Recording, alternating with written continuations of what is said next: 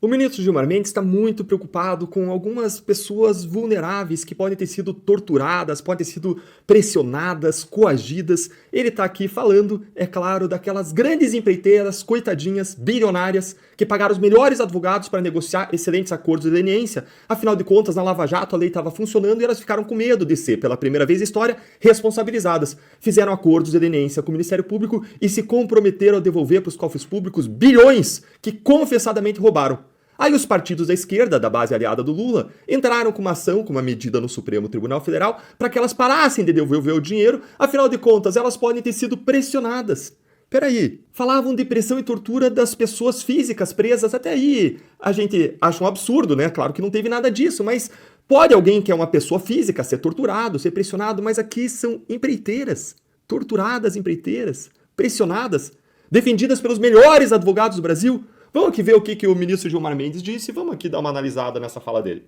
Acho fundamental que esses fatos sejam contados às nossas gerações e às gerações futuras, dizendo: nós não transigimos, nós não permitimos que isso acontecesse. Nós não somos uma Suíça qualquer. É preciso dizer isso. Era melhor que ele ficasse assim, ó, em silêncio. É preciso que isso seja aprofundado, porque, de alguma forma, o acaso nos deu uma chance enorme. O ministro Lewandowski tinha pedido, eu me lembro de sua irritação aqui, para que o Ministério Público esclarecesse, a Corregedoria do Ministério Público esclarecesse esses fatos.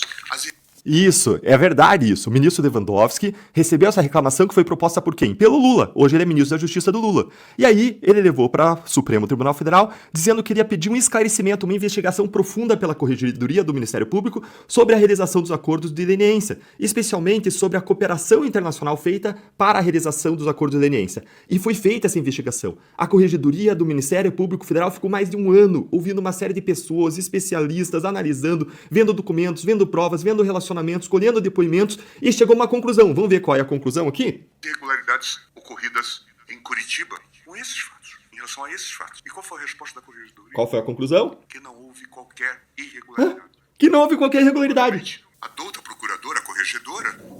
Olha só, a Corregedoria investigou profundamente, chegou à conclusão que não houve qualquer irregularidade, mas o que acontece quando eles não gostam do resultado, baseado em fatos, em provas e evidências? Eles ignoram e vêm com narrativa. E mais, o ministro Lewandowski, quando recebeu o relatório da Corregedoria com a apuração, sabe o que ele fez? Colocou num apenso e decretou sigilo, para que ninguém fosse ver e conhecer que não existia nenhuma irregularidade e ver a profundidade da apuração feita.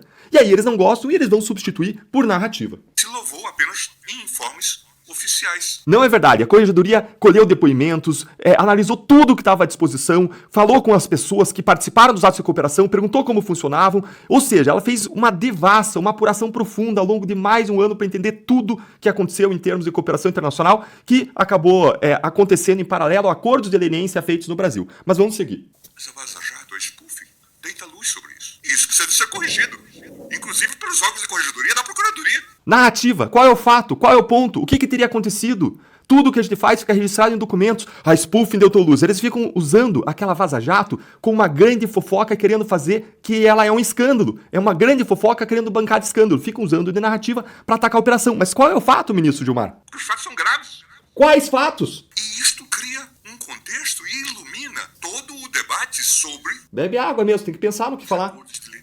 Mas eu finalizo lembrando um fato que vem sendo esquecido, que parece fundamental. É que o Ministério Público não tem competência legal para fazer acordo de leniência. Ele vem falar agora que o Ministério Público não tem competência legal. O Ministério Público começou a fazer esses acordos lá em 2014, depois 2015, 2016, 2017, recuperou bilhões de reais, todo mundo aplaudia. Os outros acordos feitos pela AGU e pela CGU foram feitos na esteira, depois acordos por conta dos acordos do MPF, todo mundo aplaudindo. Agora, nesse revisionismo histórico, ele vem e fala: não tem competência para fazer acordo, tentando trazer aqui alguma coisa que ele pode falar de concreto contra os acordos feitos, porque de fato, de verdade, ele não tem nada. A grande verdade é que, para atacar Lava Jato, eles estão fazendo sim tortura, eles estão torturando os fatos.